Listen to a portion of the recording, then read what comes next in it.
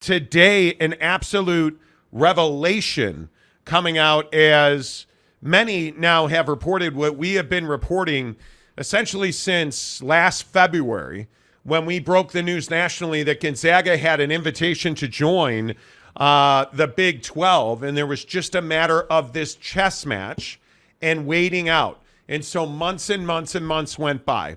The situation in the Pac-12 played out, and you lost 10 members of the conference, and you have these 2 remaining members. Today, though, the national media reporting what we've been reporting since August, and if you go back to my Twitter, is at the top of my Twitter stack, that on August 4th, we told you that Gonzaga and the Big 12 were close to an agreement. Now, several things were at play there very clearly. The Big 12 presidents wanted a cooling off period. We talked about this, I don't know, late August is when that was really hot and heavy, where the Big 12 wanted some time to just recuperate. You made major moves heading into the football season. Obviously, you're adding the Arizona schools, you're adding Utah, you're adding Colorado, but you have, the Cincinnati's, UCF's, BYU's, Houston coming into the conference. You have all this tumult. I was told this afternoon that there was about a 3-week period at the end of August into September where it was pretty quiet as far as Gonzaga and the Big 12 were concerned. I am also told that Brett Yormark and Gonzaga have had that, hey, just a bump to stay top of mind. Hey, hope you guys are doing well. Just that little tap on the shoulder to say, hey, we're still here and we're still very interested in talking to you. That has unequivocally not been the case with UConn. I am told very point blank today that Gonzaga is a business decision. End of story.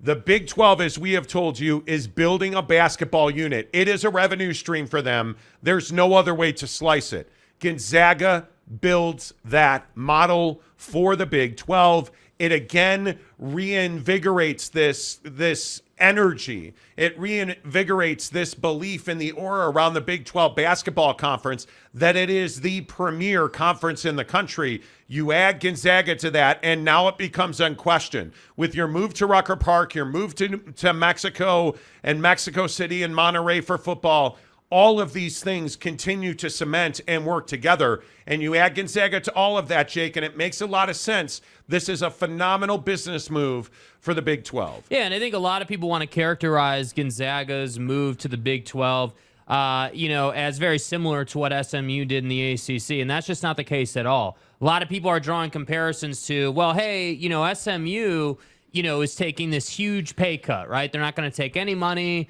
for a really long time, and that was essentially their value to the ACC. And a lot of people want to say, oh, well, this is kind of the same thing, right? The Big 12 is going to add Gonzaga, which is obviously a basketball only. They don't play football. And we should be really specific on that. They're not just adding the basketball team to the conference. Gonzaga does play a plethora of different sports. They just happen to be a school that does not have a football team. So when it comes to media rights negotiations, they're regarded as a basketball only. So Gonzaga being a basketball only is obviously going to be worth less than a school that provides you football and basketball. So let's not get this confused, right? When we talk about this being a business decision, Brett Yormark has talked all about how, hey, we want to monetize basketball, and we're gonna continue to grow that part of our business. And Gonzaga does just that. Gonzaga is a team that's in the tournament every single year. Gonzaga is at the top of the conversation.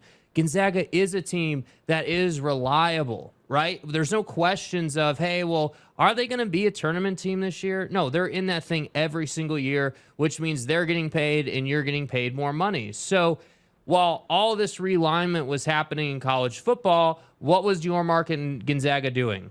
Just what my guy here said. Hey, we still want to add you, but we need to go through this process. So this is hardly breaking news. This is hardly a surprise. In fact, I would say this should have been expected on some level. They just wanted to let the conversation cool off a little bit with realignment, let the football season get going, and then let's get back to the business of growing the conference. So I'm not surprised by this at all. No, and I think there's a lot of narratives that have gone on around Gonzaga. Like, I was DMing with a media friend of mine today who we were talking about this idea that Gonzaga and UConn were an afterthought that, hey, if we can't get anybody else, we'll just go and get Gonzaga and UConn. I can tell you that's just never been the case, ever. Not in any circumstance has Brett Yormark viewed Gonzaga as an afterthought or a parachute or a fallback plan or whatever terminology you want to label it with. Brett Yormark has always valued Gonzaga, and I think it's really important to say that. We have sound of Brett Yormark talking about where he was on Gonzaga, and I'll play this bite from. What did you say this was? March 8th of this year. From March 8th. In what way does this make Gonzaga sound like, just some safety net for the Big 12? Is there anything new on Gonzaga as a possible Big 12 candidate for basketball? I like Gonzaga, obviously a great program. My focus right now is to see what happens throughout our industry. There's a lot of moving parts, and I continue to have conversations with Gonzaga, but I think as I prioritize what our next move might be in expansion, there's other things right now that I'm focused on. I don't see any way, shape, or form that says, yeah, they're just, Arizona said, no, we better go get Gonzaga. I just don't see that. And I've heard that so often over the last year that somehow Gonzaga's this easy button. Gonzaga's anything but this easy button. And I hope people understand that you cannot lump Gonzaga and UConn into the same conversation. Mm-hmm. Those are two completely different situations. The biggest difference between Gonzaga and UConn, obviously, is UConn has a football program that they value very highly, and Gonzaga doesn't play football. And there's all these conversations about, hey, is Gonzaga going to bring all their other sports? I'm told that the Big 12 and Gonzaga have a model to work both ways. It's simply a matter of prioritizing basketball number one, and the rest of those sports are number two. And I don't think there's any doubt that bringing Gonzaga baseball into this conference or any other sport you want to point to is something that Brett Yormark would like to do. I think if Brett Yormark had his way, he would bring every single sport at Gonzaga to the league. But I think there's also something to be said for being pragmatic about this. And I think one of the real interesting things was Brett McMurphy talked about 23-24 versus 2025 to make this move like actual reality. I think there's a lot in scheduling, and there is a lot of unknown right now around the ACC, because I think that situation still maintains a good bit of instability, if you will, in that conference. So I think it is, in my opinion, very clear that Brett Yormark has valued Gonzaga for a very long time. The issues with Gonzaga and UConn, again, and I cannot say this enough, Gonzaga and UConn present completely different situations with completely different circumstances, and I don't believe that Brett Yormark was ever close. I don't believe that he was anywhere near in depth with UConn, and I have been telling you since February, he has been in the weeds with Gonzaga. He has had high-level conversations, document exchanges, research, data, like he has done, and this conference has done, and Gonzaga has done the due diligence to make this happen. I think the other thing here that you have to remember is what's at stake here for Gonzaga, because I think this is a really critical point. Gonzaga is in the WCC, and if we just focus on basketball, because that's the moneymaker at Gonzaga, Gonzaga's in the West Coast Conference. Gonzaga in the last 20 years has brought in over 70 basketball units. And if you don't know what a basketball unit, because I saw a ton of people asking me on Twitter, every game in the NCAA tournament has a dollar figure assigned to it. And that money goes to the conference, not the school.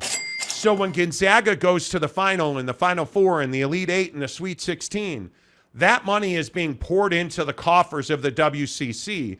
And even though they've renegotiated their deal, the money that Gonzaga is losing on having to parse that money out to the rest of the WCC, who in large part does not contribute to the NCAA tournament outside of St. Mary's and other one-offs, Gonzaga has dominated the units in the WCC for decades. And Gonzaga's real win here is even if they take a 25% media distribution, and again, an important point is this is not anything like SMU. Nothing. I have not heard one time from anybody that Gonzaga is willing to take $0 in media distribution. That is simply not the case, I am told.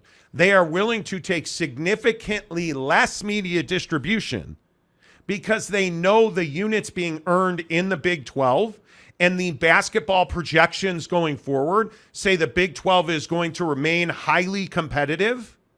So you add Gonzaga to that. You add the rest of this league that had an absolute boon of units last year.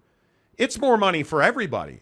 Instead of Gonzaga bringing all the money in, largely all the money, and distributing it to everybody else in the conference, in the Big 12, everybody brings money in, or a large part of the conference brings money in, and that would include Gonzaga, who's making a significantly larger sum of money off of NCAA units than they would be staying in the WCC. It is an absolute financial no-brainer. And I'm told there's one other thing that Gonzaga values in this situation, and that is that they get their own spotlight. One of the main things that Gonzaga has been weary of is being thrown into a big bucket in realignment where there was no fanfare and there was no PR opportunity and there was no marketing opportunity. And for a brand like Gonzaga that is almost wholly built on being a basketball powerhouse, it makes a lot of sense that they want to be able to have their moment. They want to be able to capture the spotlight nationally. They're going to do that when this happens, and I'm told it's 10 days. I was told that it could happen as soon as the next 10 days you can have an announcement because the paper's been transferred already. Brett Yormark issued an oral invitation to Gonzaga in February. They went through the summer, and obviously with all that realignment, they have the paperwork. All of the questions have been asked and answered. So now it's just a matter of getting on the same timeline. And I think Gonzaga would like to have this finalized before their preseason really kicks off and they start running full speed into the basketball season. I think they'd like to have this finalized before that happens. Yeah, and I think if you're Gonzaga, obviously you've been going through a process, and that process has taken some time, and I'm not saying that it's been dragged out. I think there are clear and obvious external factors that have made it take longer than it typically would, most notably the Pac-12 melting down and, major additions to the Big 12, and I think Gonzaga is just a brand that fits in great with a conference that prioritizes basketball. And for them, they obviously have to be selfish and make as much money as they can because I'm going to keep saying it. The overreaching 1,000-foot viewpoint, whether it's conference level or member institution level, is you got to make money, man. And maybe you don't use that money right now, but that money could be valuable to you down the line. Yes. If Gonzaga ever got into a tough spot or whatever the case may be. I mean, there's just so many unknowns moving forward, right? So I think these schools, specifically Gonzaga, but I think you're seeing it in a lot of other areas, understand, okay, yeah, we do need to prioritize making as much money as possible. Not to say we're not making money, but we need to max that thing out. We need to squeeze that orange for every drop of juice, as they say. And I think that's what Gonzaga's doing here. Well, and I think the other story today that is really impactful in this conversation is John Wilner's confirmation of what we've been reporting for several weeks now. John Wilner reporting today in the San Jose Mercury News that the Pac-12, meaning the 10 exiting schools and the 2 remaining, Oregon State and Washington State, are in fact headed to arbitration, which is the only outcome here. Because there is no way, shape, or form that these 2, Washington State and Oregon State, who I think have been absolutely pragmatic, have been absolutely aggressive and moving in the right direction at every chance they get since all of this realignment happened. The one thing they cannot do is wait until their November 14th court date. That is just not a possibility. If you wait until November 14th, I think you're simply out of time, because if you go to court on this, and some legal minds, I think ESPN had a really nice piece over the weekend where they're talking about this could be 12 weeks. Guys, 12 weeks. That's 3 months. That's. I mean, yeah. November to December 14th, December to January, January to February. If it goes 3 months, you're talking about being at Valentine's Day before you have any kind of clarity. That's just not an option. Yeah. And I think that's why the 10 exiting members have been in no hurry to get into a settlement or arbitration, because the closer and closer we get, and today being October 9th, we're just 5 weeks away from that trial date. And if it happens on that date for that hearing on this, this restraining order, if you will, this is a no-win situation for Oregon State and Washington State. But I think why this story about arbitration is so important, because there's no other alternative for Oregon State and Washington State. And one of the biggest questions I got today was, well, hey, does this mean that the Big 12 is expanding? They're not expanding. What they're doing is targeting Gonzaga. They're looking at Gonzaga, and Gonzaga fills an absolute need for Brett Yormark. And that is that it doesn't bring you a 17th full member. That's not what this is, and I think this is a really important distinction you need to make. Gonzaga doesn't play football, so it leaves your football to its own self. What does Gonzaga do? Gonzaga creates an even stronger basketball business unit. Yeah. And the reason I keep using that term business unit, because my sources at the Big 12 have told me they are designating basketball and football as different business entities. It's why they've hired and built, and they are currently building a commercial division, which is essentially a sales organization, a robust sales organization to sell football and sell basketball differently. That's what the Big 12 is doing. Having 17 basketball programs is not a problem, because you're going to have 16 football programs, and you are going to be able to schedule that 17th team much more effectively when you don't have to worry about football. Yep. And this is the discussion about all the sports, some of the sports, none of the sports, only basketball. Because if you bring in all of their other sports, their Olympic sports, their baseball, now it's a much larger thing. But if you just bring in basketball, it's a pretty simple, straightforward A to B. Here's how we're scheduling 17 teams. Yep. So again, as much as I value what Oregon State and Washington State have brought to the table, this is not your typical, well, the Big 12's expanding. That's not what this is. This is Brett Yormark seeing an opportunity. And I believe we said this is as early as February. I know we said it in August and in July. Gonzaga represents its own unique situation. And that is that they are a basketball powerhouse that allows Brett Yormark and the Big 12 to supercharge their revenue through basketball. And I think that's been his main priority for the better part of the year plus now that he's been at the Big 12. Yeah, and I think it fortifies the conference too, because nobody else is doing it, right? So if you think about, like, if basketball and football are their own entities under the Big 12 conference name, then we can sit here and have a conversation about, okay, cool. So football is doing really well, right? But maybe basketball needs to improve, or vice versa, right? And we don't have to have the toughness of changing schedule or changing whatever you want, like turning different knobs to make the thing run better. You don't have to have that difficulty of scheduling constantly. Like, I think overall the conference is just more, it just is run better. That's what I keep coming back to with Brett Yormark in the Big 12. It's just simply run better. It's run better than the SEC. It's run better than the Big 10. And the only difference is that those two conferences have bigger names under their name. Right? Like, imagine what Brett Yormark would do in the Big 10. How much better off would the Big 10 be if Brett Yormark was running it? And that's what I hope people understand. This isn't, like you just said, this isn't some traditional expansion thing. No. Gonzaga's a very strategic choice and play. It's not just some, oh, yeah, well, there's a school available. It's an opportunity. Yeah. That's what it is. It's as simple as they make you unquestionably the best basketball conference in the country. Yeah, I mean, you can't argue it. Long term, with the way that Mark Few has just sustained excellence at Gonzaga, you're in a great position here.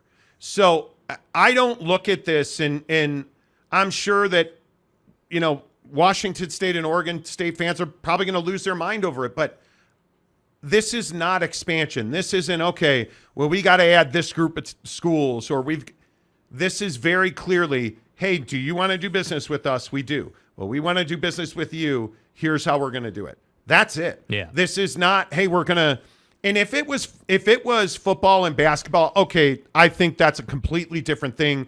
You probably can't stop at 17. There's a lot of awkwardness. It's going to be every sport from multiple. Okay, you're expanding. I mean, you're not going to stop at 17 for football. There's just that's untenable. But now you look at a situation where, hey, maybe it is just basketball only. Okay, cool. We can do that. Well, they want to bring all their sports over. Okay, that's going to be a little more difficult. Let's push to 2025 when we have a little more clarity. Sign the documents today. Done. Like that. And it's not dissimilar to what the Big 12 did with their TV deal, which is it doesn't start this year, doesn't start, you can schedule this stuff out. And when you have a running start, I think it's different. It is, in my opinion, it is just a stroke of brilliance. Yes. A stroke of brilliance. If Brett Yormark can get this done, and I know it pisses a lot of people off. I don't know what foot the guy's put wrong. Every step that Brett Yormark has taken. Yeah. I just don't know how you do a better job than he's done. No, and I think, it's funny, like in that clip we played, like he talks about how, there are things, the marketplace is ever changing and there's things we have to evaluate, which is commissionerese for, hey, we're expanding, so we can't do this right now. Right? Like that's all he's saying without saying it. You can see right through it. And I think the point is that's not a criticism. That's a compliment. He knows how to talk to the world without explicitly saying, what it is. And I think that's the genius. Like, okay, so let me get this right. Your commissioner knows how to play the media properly, right? So he has the media box checked. He's got the keep all the member institutions in line box checked, and he's got the expansion P&L sheet, making the conference money box checked. I mean, I just don't know what else you can ask for. Listen to what Brett Yormark said about monetizing basketball. And while you listen to this clip, I think this is the perfect answer to are they expanding? Oh, they're definitely expanding. No, they're not. Yes. You listen to his words about monetizing basketball and then tell me you want to call this full expansion. We'll explore opportunities to further monetize basketball when we go back into the market after this new TV deal. So I think everything we do from now till then is all about value creation. And how can we position ourselves to monetize basketball in all the right ways? I'm convinced we can do that. Any questions? I mean, he has been telling us this since February. And those clips are March 8th at the Big 12 basketball championship. This makes perfect sense. You've given yourself that cooling off period the president's asked you for. He's done a really good job. And maybe his best attribute is he's done a great job building relationships because he's kept in touch. He's kept his relationship at Gonzaga. It is really crazy how much stronger this conference is. Now, you're going to lose Texas and Oklahoma, and we're going to talk about that in a minute. You're going to lose Texas and Oklahoma, and there's no recovering that kind of brand power. But I think Brett Yormark has done a great job stabilizing this conference and putting them in position to recover financially from what they're going to lose with Texas and Oklahoma. I don't know what more he could do. As an operator, I truly don't know what more he could do. I think he's spot on, and I think he's been good to his word. I think, I don't mean to sit here and slurp the guy, but he deserves it. I mean, he deserves a lot of credit for, ushering the sheep through the expansion window, making sure that his conference, controls the media narrative about how things went down, right? Or there's any number of things that he could have misstepped on and he hasn't. And I think he deserves a lot of credit for that. People don't appreciate how difficult it is to be a commissioner. I mean, the difference between being George Kliavkoff and being Brett Yormark is massive, man. And when you're as good at what you do as Brett Yormark is, you see that play out because of how smooth everything is, right? He just put on, and again, I know Texas and Oklahoma are leaving. Dude, they just put on one of the most entertaining football games I think I've ever seen. Yeah, but think about this conversation. And again, put it in the light of Oregon State and Washington State. If Kirk Schultz and Oliver Luck and, President Murphy are able to save that brand and they're able to merge with the Mountain West and keep themselves in an automatic qualifier, I mean, that's nothing short of a stroke of genius. And to recover from what George Kliavkoff did to this league and to recover from what Larry Scott did to this league is going to be no small task. Think about golf terminology, up and down. Hey, man, I put it in the water and I still saved par. This would be saving eagle. I don't even know if you're President Murphy at Oregon State and you're President Schultz at Washington State and you're working with Gloria Nevarez and you're able to bring this group together under the Pac-12 umbrella and you stay as a P5, you keep your seat at the table as an automatic qualifier. I mean, it's nothing short of brilliant. Yeah, it's sensational. It's sensational. And you look at the success of now, Fresno State didn't have a great weekend, but you look at the success at the top of the football chain in the Mountain West, and you add that to what Washington State and Oregon State have been doing. And now, again, I think nowadays, you have to build a basketball league. You have to. And the lone knock that you can put on Oregon State, Washington State, and a lot of the Mountain West is there's not a lot of basketball success there. Yeah. Right? And we're seeing that it's possible because you have San Diego State doing what they did. You have a Florida Atlantic, right, doing what they did. So it's possible to build it and build it quickly. But this thing with Gonzaga is the exact example of what the Pac-2 and the Mountain West, if they're able to get there, man, if they are able to get there, that'd be my second priority. Get this league together is my first priority. My second priority would be build a basketball brand, have meetings, have education, bang that basketball drum, and get in the transfer portal. Steal those sixth men and make them starters.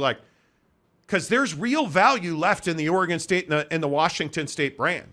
And the people telling you there's not are crazy. Yeah, and I think as part of that, I think you can build momentum by getting through this mediation, this period with the 10 schools that left. If you can successfully get through this and retain some of that value, it is a clear step in the right direction. Now, of course, you're not going to retain every single thing that you have available to you. There's pain involved in growing and moving on, and you are going to have to endure some of those losses so that you can get to the next thing. But I think getting to that next thing is super valuable because then you can chart your path forward, just like he was saying. But if we're going to sit here and try to play hardball with these 10 that have left, and we're going to drag this thing out till February, you might as well not even think about scheduling anything because there's not going to be anything to schedule. Well, and I think the big deal here is what we reported in August. The presidents of the Big 12 are on board. Yeah. That was I think the single biggest obstacle. If Gonzaga wasn't interested, they would not have been engaged for going on 10 months.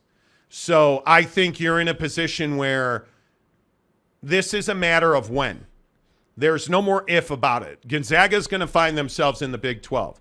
It's a matter of when that announcement is made. Well, yeah, and I think if we learned anything from the Pac-12 situation, timing is everything, right? Understanding when and when not to move is everything. And I think that's where Brett's really excelled, right? You talked about how the information we have is that, hey, they have been talking. The conversation is ongoing, and they've just been waiting for the moment when they can strike. And it seems like finally now that moment is upon us. So I'm just going to keep saying it. I'm not surprised by this. And the national media is going to tell you that, this is breaking news and this is incredible and holy cow. And I'm just telling you, this has been a conversation on our show since February, and we reiterated it again in August. And it's just not that surprising. No, not that surprising at all. What is surprising, though, as I sit here and look at numbers, is you guys, we are just 20 sample packs of BuckedUp buckshot away from breaking our monthly record. We've never had 300 sample packs of buckshot go out the door. It's in the description below. Go click the link.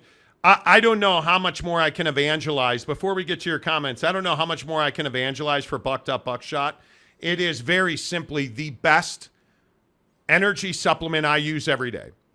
And what it is it's 200 milligrams of naturally sourced caffeine, which is completely different than manufactured caffeine. And it gives you clean, long-lasting energy. And we want to give you 6 of them for free. We want to send 6 free buckshots to your front door. Click the link in the description below. And hey, if you want to try them and you don't think that they make a difference, dude, they'll make a difference, because not only is it 200 milligrams of caffeine, but it's stocked with brain food. That's the unique difference of buckshot. All you do is pop it in about 15 minutes, 20 minutes max. You're gonna say to yourself, wow, I feel better. Hey, I'll tell you, one of the things I use it for, headache remedy. Mm-hmm. Dude, if I have a headache and I pop a buckshot, 10, 15 minutes later, gone. Super effective. Yesterday, golfing, again, terrible front 9. I popped a buckshot on the 8th hole, finished out the 8th and 9th. By the time I got to the 10th, I felt great. Had a fantastic back 9, shot a 77 yesterday.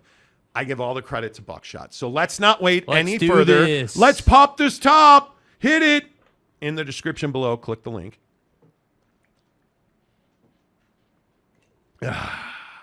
My favorite flavors are blue raz and watermelon. And, of course, sunshine. Hello, Mother Nature. All right, we're going to scoot over. Going to slide all the way over here now. Hook it up. I think we need 22 more. There's 600 people watching the show. Go hook it up. Bucked Up, the official energy provider of the Monty Show. And if you need... One of the things I'm doing now, every morning, 5 a.m., out of bed, going to the gym. So I use their whey protein isolate. I use their 6-point creatine, which is all 6 forms of creatine put together. Go hook it up. Use the promo code Monty20 to get 20% off at checkout at BuckedUp.com.